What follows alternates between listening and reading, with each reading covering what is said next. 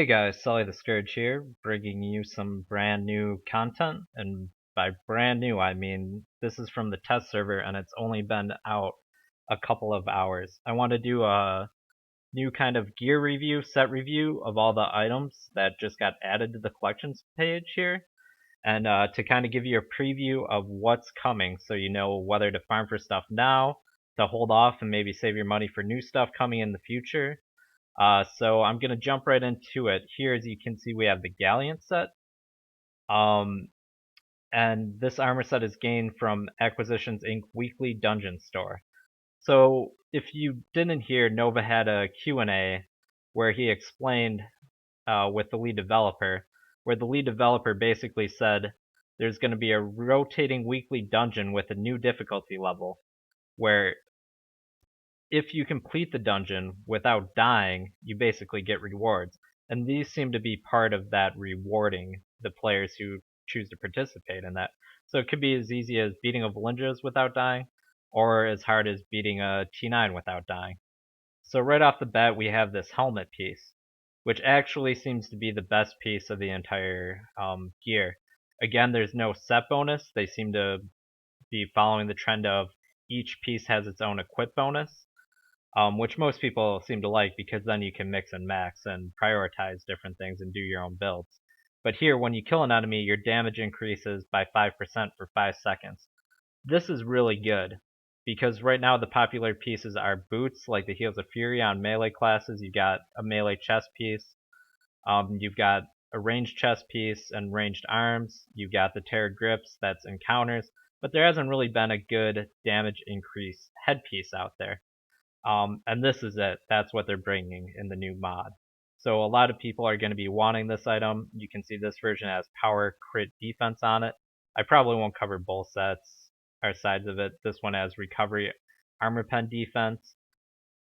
But the also thing to note here is it's item level 550 gear. So that's the same as the Crown of the Seal Barovian Lord's armor. So you're not getting an item level increase, you're not getting a new, basically extra stats by the looks of it. You're just getting new equip bonuses. So that's really the key to take away. Here we have a chest piece. I'm on a Scourge Warlock, so it's only 8 armor class. It might be higher depending on what class you play. But the equip bonus here seems to be a tanky one. If you take damage more than 15% of your hit points, you take less damage. So it's not going to help you survive that first hit, but maybe subsequent hits. We've got an arm piece here, gain 200 armor pen for each enemy you're engaged in battle with. This one seems really, really bad. And the reason why is you typically want your armor pen to be just fixed. You don't want it being fluctuating in combat because you really need your armor pen at the cap at 100% to do full damage. So if it's fluctuating all over the place, it's just not good. And again, pieces of armor really need to have a good equip bonus to be useful nowadays. And then that brings us to the boots. At the start of combat, you summon a flying sword to fight for you for 10 seconds. We've seen bonuses like this before, summon a Batiri, summon a random dinosaur. They never took on, so I don't think these boots will really be popular either. So again, from all this, from the new weekly dungeon store and doing the hard challenge of not dying anyone in the party, the entire dungeon, it really looks like only the headpiece will be the sought after item. It should be interesting if this bonus stacks. When you kill an enemy, your damage increases by 5% for 5 seconds. 30-second cooldown, so obviously not probably gonna stack now that I read it more. But still pretty decent, even in a boss fight, most bosses spawn ads or have random things you have to kill, whether it be the souls and the skeletons at Rosnisi, again, think of T9 here, the random zombies that come out of the water at Orcus, even, the newest one, Castle Ravenloft, has, the guys you have to kill to free your ally who's trapped in the basement, those sorts of things. So I think this is definitely worth wearing.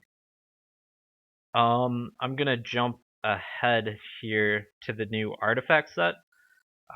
This is basically neck piece, belt, and artifact. AP game. pretty popular. Power recovery, so it's looking alright on a cleric, and set bonus also gives 1000 power and 1000 movement. So far the set's looking alright for a cleric. However, when you get to this belt, sorry, it went away there for a second. Uh, it's actually really weird because it says it has armor class. Again, this is on preview. Things are subject to change, and this might be a coding bug. But the belt is giving 8 armor class right now. Usually belts give 4 total stats to primary attributes. So the fact that it's giving armor class makes me think this will be changed. It's also giving crit defense deflect. So no power to go with the power sharing potential of the neck piece, but again, it's got a 3-piece set that does give power. So we'll see how this develops, if it changes or if this is intended. And this says it's, again, an Acquisition Inc. item. Maybe part of the quest line you'll get it, or maybe from the quest store. The artifact itself is this flask. The use doesn't seem very useful. It only deals damage, so the use, unless there's extra to be added to it and they didn't put it all in there, because that seems like a really low amount of damage, right? 176 damage to enemies in the area. That's like nothing. So that's very strange. Maybe there's going to be a debuff added to that. We'll see. Equip power armor pen movement. The 1000 movement kind of ruins it. Again, most of the game's being played, in this buff meta where everyone just huddles together, huddles in the buff, stays in a pile, and doesn't really move the entire fight. So the movement's kind of wasted. Hit points, are alright with Roar of Courage going around and the damage buffs that gives when you're running with a pally. But we'll see. Again, this is on preview. The use power seems really off to me, really low. So I wonder if there's going to be a debuff going around with that. But as it stands now, probably not worth using. Now we're going to take a look at the mounts and see what those look like. There's 3 new mounts. One is a Zen Market item. So it says 200 power. There should be another 0 at the end. Again, like I was saying, this is only a couple hours into the preview server, so things are in here, but they're often coded incorrectly. It's a Zen Market, so you're gonna have to pay a pretty penny to get it, but if you like this look, it's gonna be out there for you. The other mounts come out of the lockbox. Here's the purple version of it. 200 armor pen, should be 2000. And the look on it, there you go. Has wings, kind of looks like a flying companion. Looks like it'd fit the theme of Barovia, even though it's not in Barovia per se. And then the legendary version. This is where it gets interesting, because the legendary version has a combat power. And when you use it, you gain 7.5% power. And you also get a stun. But 7.5% power, the real question is that power being shared? Because if it is, that's a lot, and it would be awesome on a cleric or a pally. We've seen them come out with really good mounts, specifically the T-Rex mount, which was a 10% debuff. Then they had the Bat Swarm, which was 5% buff, 5% debuff. So you see them moving away from this 10% number, or 10% total, to a 7.5%, which is lower. And I wonder if they're eventually going to buff this, because when the Bat Swarm came out, it was originally, I think, 16% total, and then they kind of lowered it to 10. So I wonder if they bring this power in line with the other mounts. That's something they're looking for feedback on. Or would 10% power and then having that power be shared be way too much, way too strong a combat power? I don't know. It requires testing. It comes down to group consensus. But it's looking good, especially if that power is shared.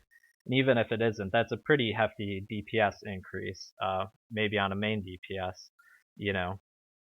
Probably still not better than 5% flat DPS. But if you're a cleric and you're sharing that, to every other player in the party, I could see that being very, very strong. The look seems to be the same. I wonder if they just didn't code it two looks or if I'm missing something here, but the look doesn't seem all that different on the legendary. Um, so that brings us to the last and very interesting item, and that's the companion that comes in the lockbox. So we've got the Deep Crow hatchling. So we had the crow mounts as it's kind of getting bigger. This seems to be the egg form before it actually hatches. So it's going in the whole theme with the lockbox. 1,500 power. So again, they seem to be focusing on these lockbox items, kind of catering towards power sharing classes, the power sharing meta. And I know there's some buff nerfs being discussed and buffs and changes, class balancing changes. So they might simultaneously be nerfing the power sharing classes while giving them new items to compensate for that. We'll see what the entire balance turns out to be. But the active bonus, obviously really good. We've seen this trend of them upping the raw stat companions. You know, they buffed the skeleton and the archmage apprentice to give it more power. For power sharing classes, they released the legendary Alphonse Nox companion, which is very rare, but it had 1,000 power, 1,000 armor pen. So they started to realize that these flat stat companions were falling behind all the percentage based DPS companions because so many people are running, you know, Archons, Siege Masters, those sorts of things.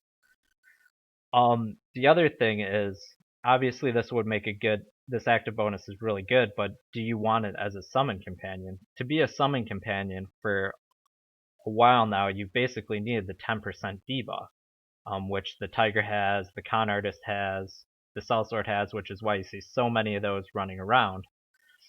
And this actually, if you look at it, the powers are adorability. That means that this little thing doesn't really have a good view on it, but this little thing is actually an augment companion. I can click over here. So are augments back? Is this companion enough? Because if you know how power sharing works, is the Bonding Runestone companions aren't actually best in slot for power sharing because like the hit points and the power don't transfer. So a lot of the builds now use the companion to round out the other stats that, you know, the class needs. You know, there is the power sharing Boulette Pup build, but it's not as popular obviously. Um, so are clerics gonna start going towards this and keep stacking power? Are pallies gonna start stacking hit points on this? Or are they just gonna use those Bonding Runestone companions still because it's an easy way to round out the rest of the builds, right? Like a paladin still needs a bit of DPS to help hold aggro a lot of times. You know, a cleric still needs to help build their recovery. So a lot of people are using their companions right now to focus on the other stats that they need. But will they start moving towards this augment is the real question, and I don't know the answer. That's kind of up to you guys and what you guys test out and find the right numbers on builds. But yeah, these new items definitely available. Uh, like I said, I think there's basically one good DPS item, which is this helmet. It's gone away now. But yeah, it looks like one good DPS item and a lot of good items out for power sharing classes. Uh, So let me know what you think in the comments. Again, things are subject to change. Nothing set in stone. This is hours into the initial view into the preview server. A lot of things mislabeled, you know. But yeah, this is kind of the starting basis of what's going to be coming in the future in Neverwinter. So I hope you enjoyed the video. I hope you enjoyed the insight. And I appreciate you all being here and watching. Thank you.